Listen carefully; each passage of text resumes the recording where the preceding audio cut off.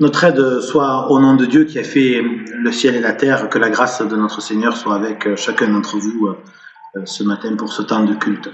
Frères et sœurs, je suis heureux de vous retrouver aujourd'hui via cette vidéo.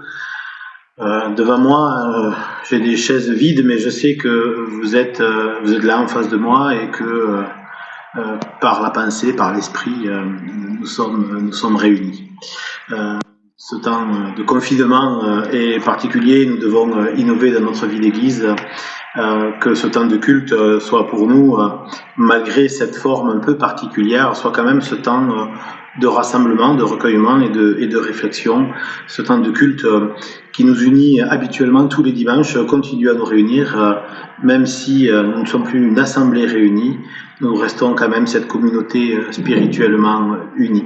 Alors que ce matin, la grâce de l'Éternel, que sa paix, que sa joie vienne en chacun d'entre nous, dans ce petit temps que nous prenons dans nos maisons, confinés, mais quelque part ouverts aussi au monde entier, puisque nous pouvons maintenant nous ouvrir à la dimension de cette humanité que nous partageons avec les habitants de tous les pays qui vivent la même situation que nous aujourd'hui, de tous ces pays qui vivent aussi dans la peur et dans l'angoisse de ce virus. Voilà, frères et sœurs, nous sommes donc réunis et je me réjouis ce matin de célébrer le culte aussi avec vous via ce média qui est la vidéo, et je vous invite à prendre un petit temps de prière ensemble avant aussi d'ouvrir les Écritures et de les méditer ensemble. Je vous invite, frères et sœurs, chez vous, là où vous êtes, dans votre salon, dans votre cuisine, dans votre chambre, peu importe où vous êtes, à prendre ce petit temps de prière, et je vous invite, prions le Seigneur. Éternel, ce matin, nous nous tournons vers toi avec très certainement beaucoup plus de peur et d'angoisse qu'à l'habitude. Nous entendons à la télévision, à la radio, chaque jour, s'égrener le nombre de contaminés, le nombre de victimes. Et tous les jours, nous avons l'impression que cette terrible maladie, que ce virus s'approche de nous. Nous avons l'impression chaque jour que notre espace se réduit, que notre vie se réduit. Alors Seigneur, bien souvent, notre prière, comme celle de ce matin, peut-être se tourne vers toi pour te demander protection, te demander d'arrêter ce virus, te demander de retrouver notre vie paisible d'avant. Oui, Éternel, bien souvent, et nous le confessons, notre prière est un peu une prière parapluie, celle qui te demande toujours de nous protéger, celle qui te demande, et non pas celle qui se tourne vers toi. Nous voudrions ce matin, Seigneur, que nos prières soient celles qui se tournent vers toi, non pas pour nous protéger, mais pour nous redonner confiance. Confiance en ta parole, confiance en tes promesses. Oui, Éternel, notre prière ce matin veut se tourner vers toi pour te demander force et courage, pour nous bien entendu, mais aussi pour tous ceux qui luttent contre ce virus, pour tous ceux qui luttent aussi contre la difficulté de se retrouver enfermés, confinés chez eux. Éternel, notre prière n'est pas un parapluie qui protège, notre prière est un cri de confiance et d'espérance.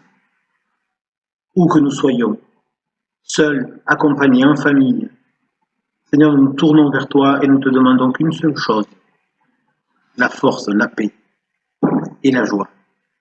Éternel, que ton esprit soit sur chacune d'entre nous, que ton esprit nous permette de discerner dans ces difficultés que nous rencontrons, dans ces douleurs, que nous puissions, grâce à ton esprit, découvrir la force que contient ton évangile, que nous puissions discerner ce bon message qui s'adresse à nous aujourd'hui, qui ne vivons pas notre vie comme d'habitude, qui vivons une vie déjà modifiée, transformée.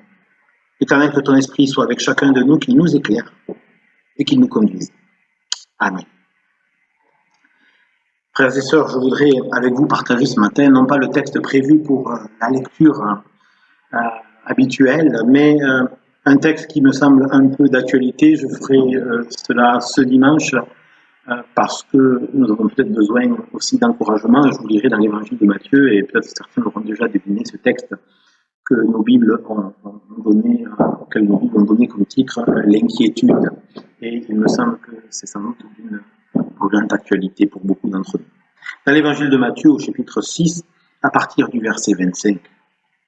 C'est pourquoi je vous dis, ne vous inquiétez pas pour votre vie, de ce que vous mangerez ou de ce que vous boirez, ni pour votre corps, de ce dont vous serez vêtu. La vie n'est-elle pas plus que la nourriture et le corps plus que le vêtement? Regardez les oiseaux du ciel. Ils ne sèment pas, ils ne moissonnent pas, ils ne recueillent rien dans les granges et votre Père céleste les nourrit. Ne valez-vous pas beaucoup plus qu'eux? Qui de vous peut, par ses inquiétudes, rallonger tant soit peu la durée de sa vie?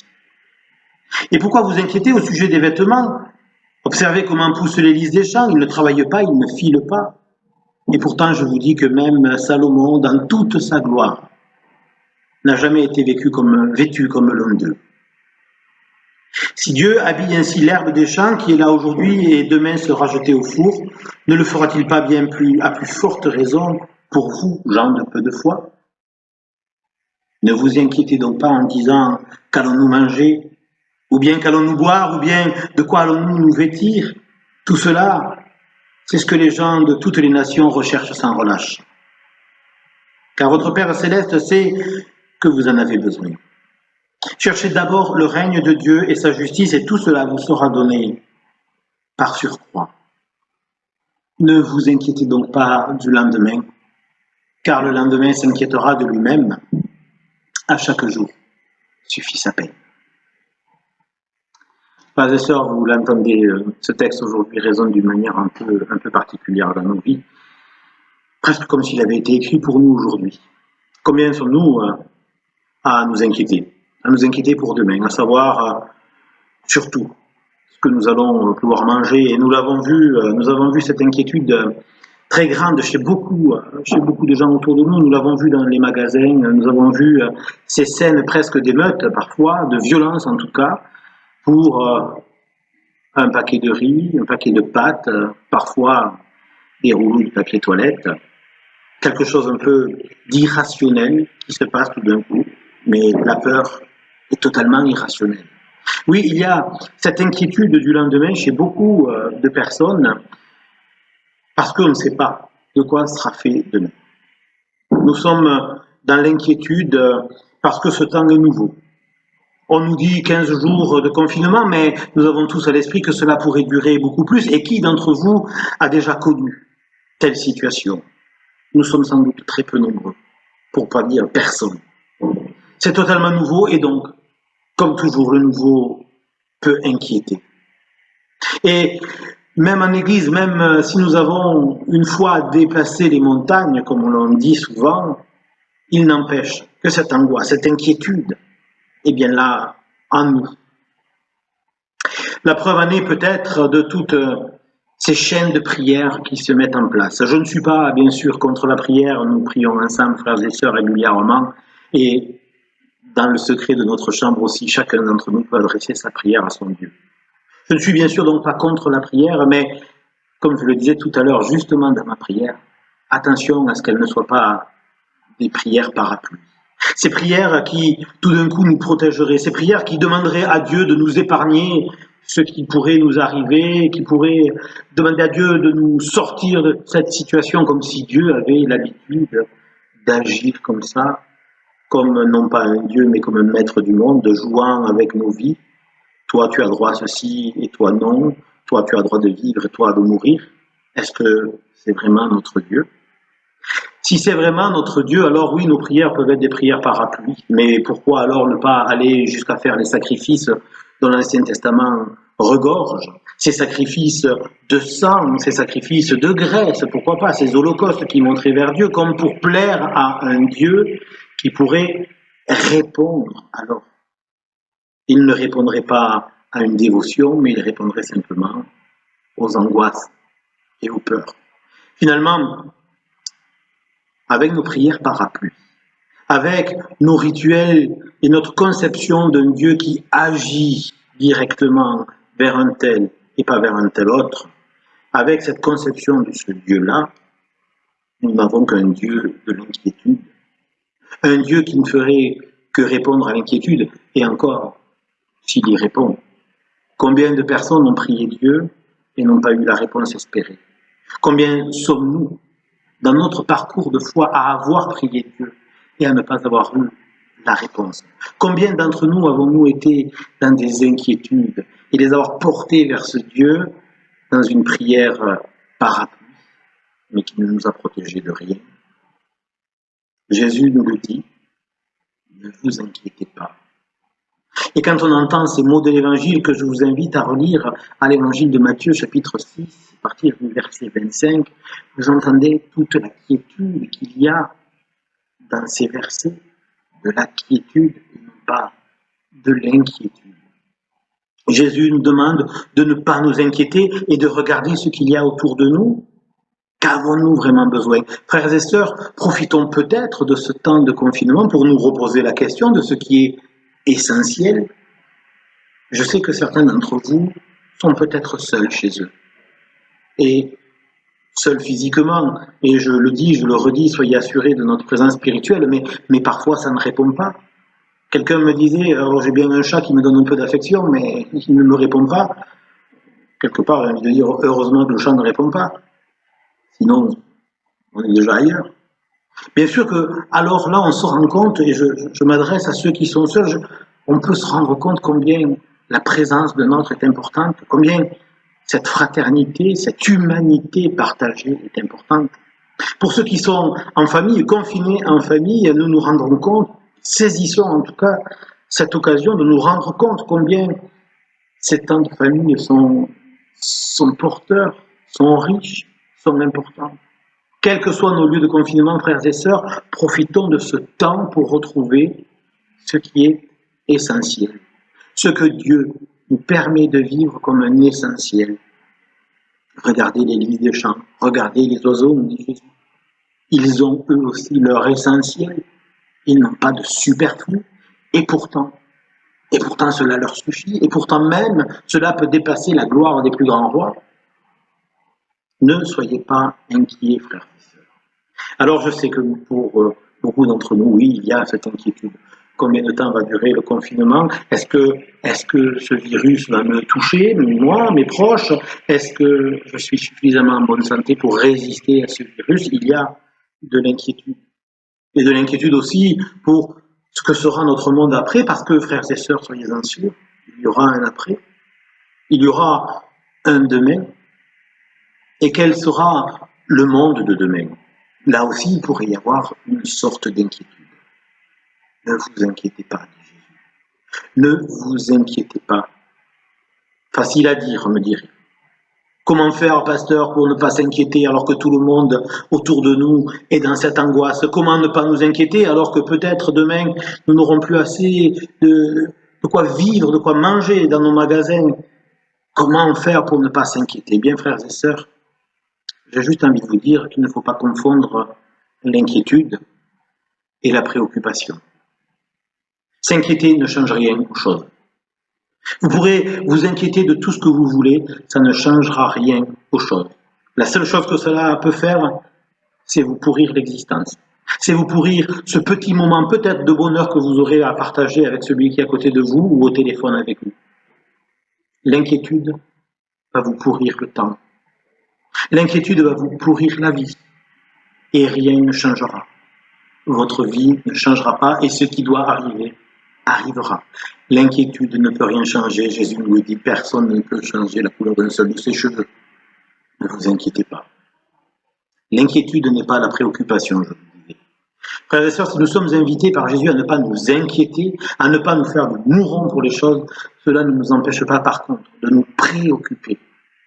Nous préoccuper de notre demain, nous préparer peut-être à un confinement qui durera au-delà de la date fixée, nous préoccuper de ce demain, de ce que nous aurons à consommer, de ce que nous aurons à manger, de ce que nous aurons à boire. Oui, nous pouvons nous en préoccuper. N'attendons pas comme des naïfs que les choses nous tombent dessus. Dieu ne nous enverra pas des litres d'eau ni des kilos de riz. Le temps de la manne est un temps biblique. Je ne doute qu'il soit le nôtre aujourd'hui. Cela ne tombera pas du ciel. Préoccupez-vous. Oui, préoccupez-vous. Faites en sorte que votre demain soit quelque part un peu garanti, que votre essentiel de vie, c'est-à-dire de quoi boire, de quoi manger, soit garanti. Et garantissez aussi de quoi nourrir votre esprit. Je sais que vous êtes nombreux chez vous, je pense même tout le monde d'avoir peut-être une Bible, c'est une nourriture, mais allez voir aussi dans d'autres livres. Fouillez votre bibliothèque, ressortez les vieux livres qui vous ont parlé, les vieux livres qui vous ont inspiré, les vieux livres qui vous ont fait rêver même. Regardez un bon film, celui que vous disiez toujours, ah, il faudra qu'un jour je le regarde, je l'ai raté au cinéma, j'irai le voir un jour. Regardez-le si vous en avez l'occasion. Préoccupez-vous de votre demain, de votre aujourd'hui et de votre demain. Et puis surtout, frères et sœurs, j'ai envie de vous dire, sans inquiétude, préoccupez-vous aussi de votre prochain. Préoccupez-vous de ceux qui sont seuls autour de vous. Un petit coup de téléphone, ça suffit. Et puis dans vos prières, parce que la prière est nécessaire aussi dans ce temps, parce qu'elle nous permet de nous retrouver face à notre propre Dieu. Dans votre prière, ne soyez pas inquiets pour les autres. Préoccupez-vous. Pensez à eux. Pensez à ceux qui aujourd'hui travaillent pour que nous puissions encore avoir un certain confort. Bien sûr, les personnels de santé, médecins, infirmières, et toutes les personnes qui travaillent dans l'hôpital, de celui qui passe le balai à celui qui va vider les ordures. Et puis pensez à tous ceux qui travaillent dans les supermarchés encore, et qui voient des centaines de gens passer devant eux, peut-être tous porteurs d'une maladie, qui sait, pourtant ils sont là. Pensez à tous ceux qui font en sorte que nos rues continuent à être vivables, qu'ils nous permettent d'aller encore prendre un petit peu l'air sans faire beaucoup de kilomètres, mais qui nous permettent quand même de sortir. Pensez à tous ces gens, préoccupez-vous d'eux. Si vous les voyez passer devant chez vous, vous pouvez avoir aussi une attention pour eux. Frères et sœurs, l'évangile va nous nourrir dans ce temps de confinement. Il va nous nourrir dans ces temps que vous allez prendre personnellement pour vous ressourcer intellectuellement, spirituellement, peut-être par un temps de prière fixe, peut-être par une lecture de la Bible à un moment donné de la journée, peut-être en lisant tel ou tel texte qui va vous inspirer. Nourrissez-vous de tout cela et l'évangile va vous nourrir dans ce temps libre qui vous est offert. L'évangile va vous parler, mais l'évangile vous engage aussi. Alors, frères et sœurs, ne vous inquiétez pas, parce que ça ne change rien aux choses. Préoccupez-vous. Préoccupez-vous de vous, de vos proches. Préoccupez-vous de tous ceux qui sont autour de vous. Et la préoccupation, c'est s'occuper en avant. Soyez de ceux qui s'occupent de l'autre en avant. Peut-être que c'est à cela que nous appelle l'Évangile. Nous libérer de l'angoisse d'un présent pour avoir tout l'espace disponible pour les autres. Frères et sœurs, je vous souhaite beaucoup de force et l'Éternel vous en donne pour ce temps. Frères et sœurs, nous continuerons à nous nourrir spirituellement. Nous allons continuer à vivre et il y aura un après. Nous en sommes aujourd'hui peut-être dans nos vies comme un samedi saint. Ce samedi de la mort, ce samedi que nous allons bientôt aussi nous rappeler dans notre calendrier liturgique. Si le vendredi est le jour de la mort, le jour où la mort frappe, le samedi est celui où il n'y a rien. Le récit biblique ne nous raconte rien sur ce samedi qui est le samedi de la mort. Ce samedi sans action. Aucun récit biblique ne nous dit ce qui se passe ce jour-là. Et puis il y a un lendemain. Et puis il y a ce lendemain de la résurrection, il y a ce lendemain de Pâques, ce lendemain du tombeau vide. Frères et sœurs, nous profitons encore de ce temps avant Pâques pour réfléchir, pour méditer sur ce tombeau qui va être vidé de la mort.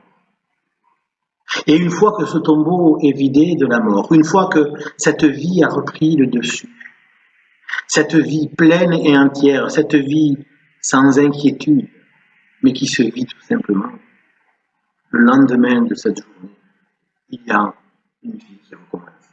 Oui, frères et sœurs, il y a toujours un lundi matin. Il y aura toujours un lendemain matin. Frères et sœurs, dans vos angoisses, dans vos peurs, dans votre confiance, dans votre espérance, qu'il y ait toujours ce lendemain ce lendemain plein de vie. Frères et sœurs, ne vous inquiétez pas du lendemain. Le lendemain s'inquiétera de lui-même. Et je vous invite à la prière. Éternel, ta parole, nous voulons qu'elle résonne en nous et qu'elle devienne pour nous la force nécessaire à continuer chaque jour. Que ta parole soit pour nous toujours la force de vie qui triomphe de toutes les morts et qu'elle nous conduise vers le royaume de Dieu, vers ton royaume. Éternel, dans l'évangile, Jésus nous le dit, cherchez d'abord le royaume de Dieu et sa justice. Permets-nous de vivre ton royaume comme cette vie pleine, vécue ici et maintenant, et malgré tout.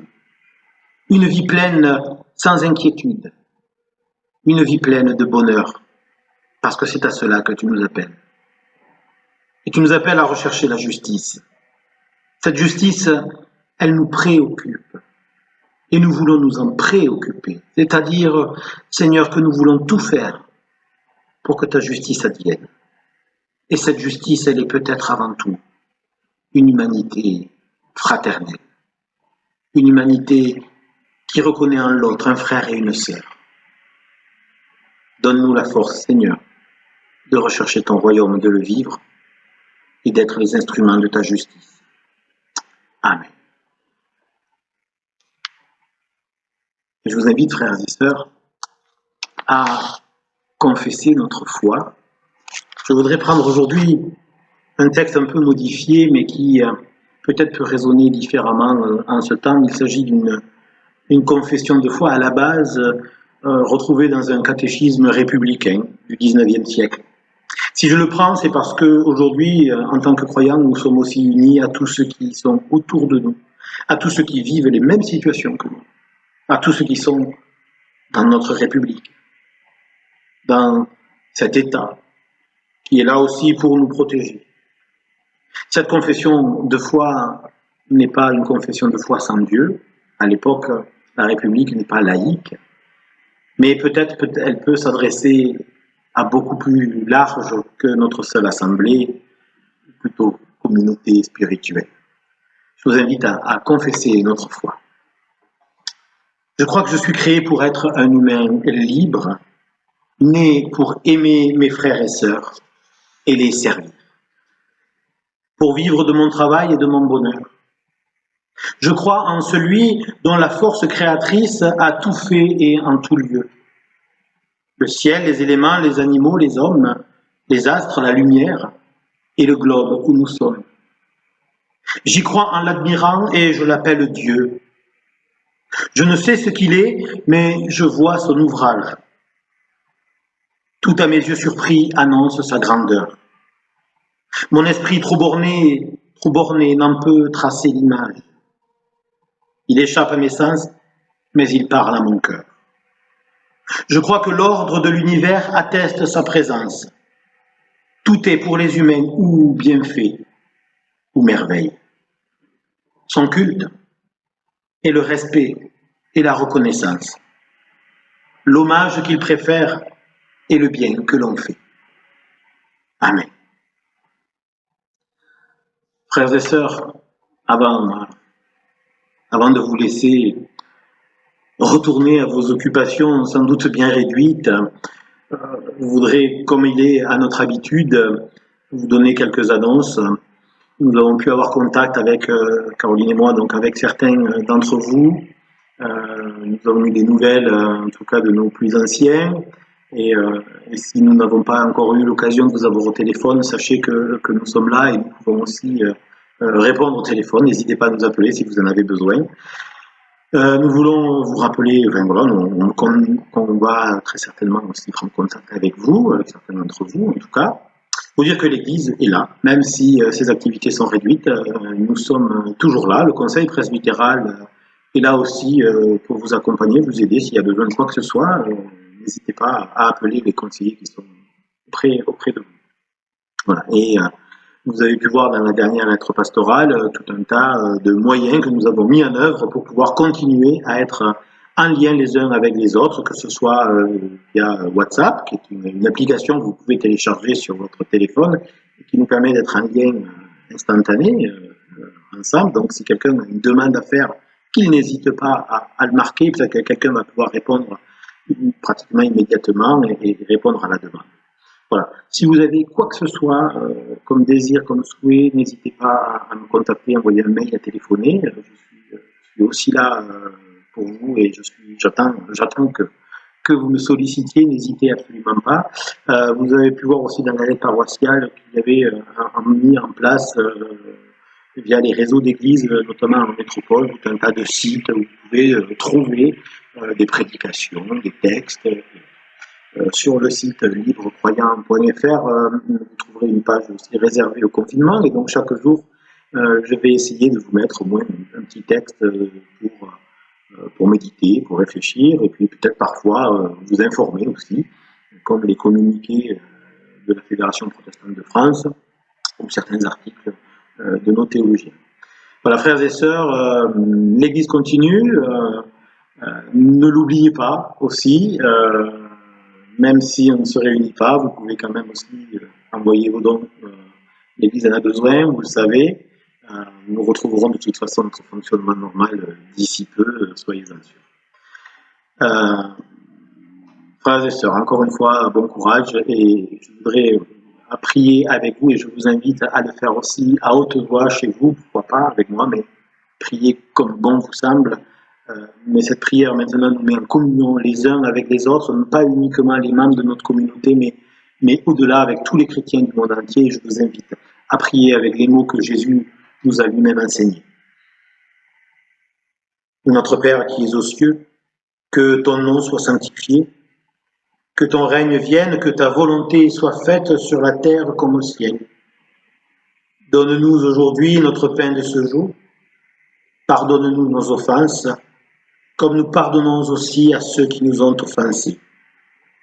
Et ne nous laisse pas entrer en tentation, mais délivre-nous du mal, car c'est à toi qu'appartiennent le règne, la puissance et la gloire, au siècle des siècles. Amen. Frères et sœurs, pour vous quitter maintenant, je voudrais juste partager avec vous, et vous en retrouverez beaucoup dans la lettre paroissiale, des petits mots de ce pasteur que j'aime beaucoup, le pasteur Charles Wagner. Juste aujourd'hui, la fin d'un petit texte qui parle de l'ami. L'ami, c'est peut-être notre Dieu, cet ami si proche de nous, celui qui nous connaît si bien et qui nous aime quand même. Voilà ce que nous dit Charles Wagner. Tout ce qu'on nous dira de la vie ne sera jamais qu'une mauvaise nouvelle, tant que l'homme n'aura pas déployé pour franchir le mal, la douleur et la mort, les ailes de la foi. La foi n'est pas le pouvoir de croire l'incroyable, c'est la forte confiance dans le pouvoir clément qui porte l'univers. Frères et sœurs, que le Seigneur vous bénisse et qu'il vous conserve. Le Seigneur vous regarde d'un œil favorable et qu'il vous soit propice. Le Seigneur tourne sa face vers vous et vous maintient en paix. Frères et sœurs, l'Éternel vous bénit et vous garde. Amen. Et à très bientôt.